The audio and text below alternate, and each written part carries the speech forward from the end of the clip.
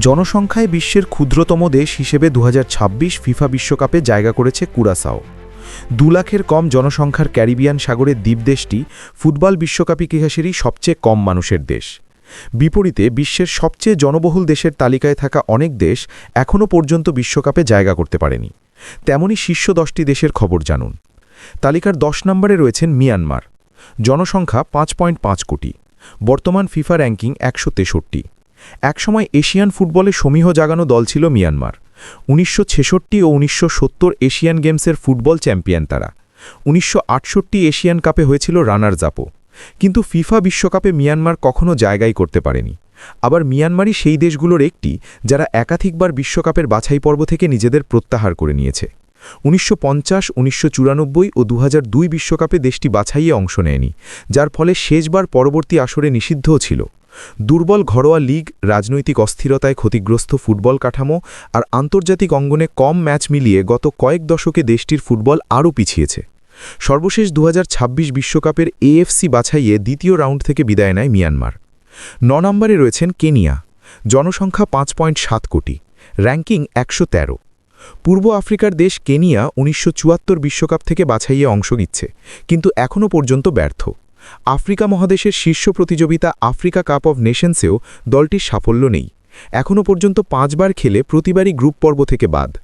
কেনিয়ার ফুটবল প্রশাসনে বিশৃঙ্খলা, ফিফার নিষেধাজ্ঞা আর অ্যাথলেটিক্সের প্রাধান্য মিলিয়ে দেশটি এখনও ফুটবলে নিজেদের হাতড়ে বেড়াচ্ছে, যদিও র্যাঙ্কিংয়ে এশিয়ার অনেক দেশের চেয়ে এগিয়ে কেনিয়া। 8 নম্বরে রয়েছেন তানজানিয়া। জনসংখ্যা 7 কোটি। FIFA ranking 112। ভবিষ্যতে আফ্রিকা থেকে যেসব দেশ বিশ্বকাপে জায়গা করার সম্ভাবনায় এগিয়ে, তানজানিয়া তার একটি। 2026 বিশ্বকাপ বাছাইয়ে মোট 7 ম্যাচ খেলে 3টিতে জয় আর 1টি ড্র করেছে দেশটি। 1982 বিশ্বকাপ দিয়ে বাছাই পর্বে প্রবেশ করার পর প্রায় 40 দশক অবশ্য বলার মতো কিছুই করতে পারেনি তানজানিয়া। 2019 সালে আফ্রিকা কাপ অব নেশনসের মূল পর্বে জায়গা করার পর থেকে ধারাবাহিকতা দেখাচ্ছে দলটি। 2023 সালের পর 2025 আফ্রিকা কাপ অব নেশনসেও জায়গা করেছে, যা তানজানিয়ার ইতিহাসে আগে ঘটেনি। তালিকার 7 নম্বরে রয়েছেন থাইল্যান্ড। জনসংখ্যা 7.16 কোটি। র্যাঙ্কিং 95।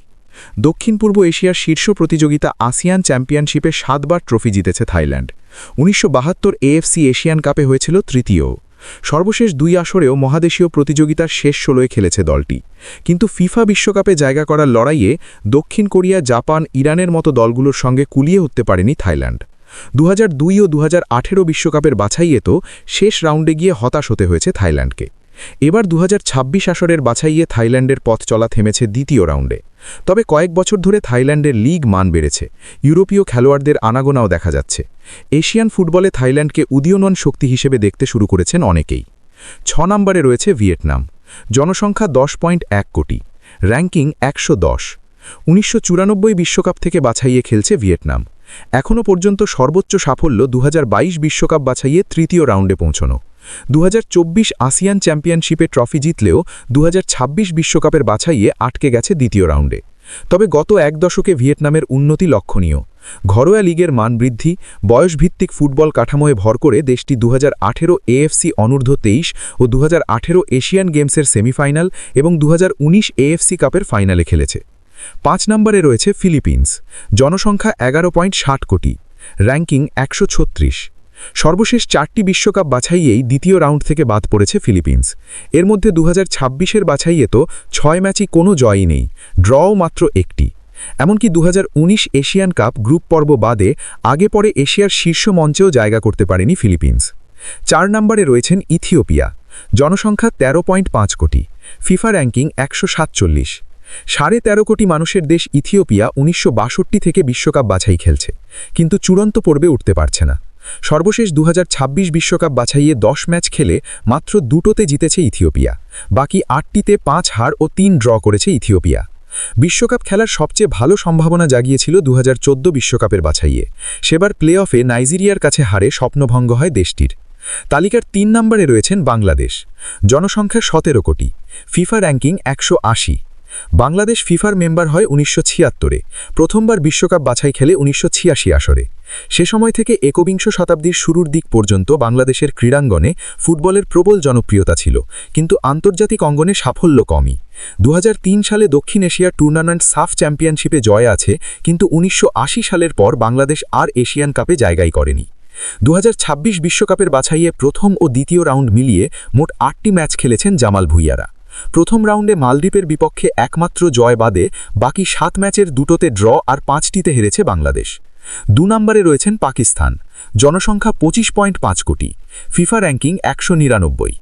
1948 সালে ফিফার মেম্বার হওয়া পাকিস্তান এখনও পর্যন্ত বিশ্বকাপ বাছাই খেলেছে 10 বার। প্রত্যেকবারই প্রথম বা দ্বিতীয় রাউন্ডে দৌড় থেমে গেছে। সর্বশেষ বাছাইয়ে প্রথম রাউন্ডে কম্বোডিয়ার বিপক্ষে জয় পেলেও দ্বিতীয় রাউন্ডে 6 ম্যাচের সবকটিতে হেরেছে পাকিস্তান। কখনো এশিয়ান কাপ খেলতে না পারা পাকিস্তান দক্ষিণ এশিয়ায় সাফও জিততে পারেনি। রাজনৈতিক অস্থিরতা, ফিফার নিষেধাজ্ঞা আর কম আন্তর্জাতিক ম্যাচ মিলিয়ে পাকিস্তান দীর্ঘদিন ধরে র্যাঙ্কিংয়ের 200-র আশপাশ ঘুরপাক খাচ্ছে। তালিকার 1 নম্বরে রয়েছেন ভারত, জনসংখ্যা 146 কোটি। এই মুহূর্তে পৃথিবীর সবচেয়ে বেশি মানুষের দেশ ভারত, যে জনসংখ্যার আধিক্য দেশটিকে ক্রিকেট বাণিজ্যের কেন্দ্র বানিয়ে তুলতে মুখ্য ভূমিকাও রেখেছে। কিন্তু ক্রিকেট দুনিয়ায় যতটা বড়, ফুটবলে যেন ঠিক ততটাই ছোট উপস্থিতি ভারতের। 1948 সালে ফিফার মেম্বার হওয়া ভারত 1950 বিশ্বকাপেই খেলার সুযোগ পেয়েছিল। এশিয়ার মিয়ানমার, ফিলিপিন্স, ইন্দোনেশিয়া বাছাই থেকে নাম প্রত্যাহার করায় ভারতকে চূড়ান্ত পর্বে খেলার আমন্ত্রণ জানায় ফিফা। ভারত ব্রাজিলে দল পাঠানোর ব্যাপারে আগ্রহ দেখালেও শেষ মুহূর্তে সরে যায়। কারণ দেখানো হয় দীর্ঘ পথ ভ্রমণ করে খেলার জন্য অর্থাভাব এবং 1952 অলিম্পিকে মনোযোগ বৃদ্ধি। কিছু প্রতিবেদনে অবশ্য এমন খবরও বের হয় ফিফা খালি পায়ে খেলার অনুমতি না দেওয়ায় খেলেনি ভারত। সেবার ব্রাজিলে অনুষ্ঠিত বিশ্বকাপে মোট 16 দল অংশ নেওয়ার কথা থাকলেও 3টি জায়গায় ফাঁকা ছিল। হেলায় বিশ্বকাপ খেলার সুযোগ নষ্টর পর 1954 বিশ্বকাপে ভারতের জন্য দরজা বন্ধ করে ফিফা। ভারত বিশ্বকাপ বাছাইয়ে ফেরে 1986 বিশ্বকাপের আগে।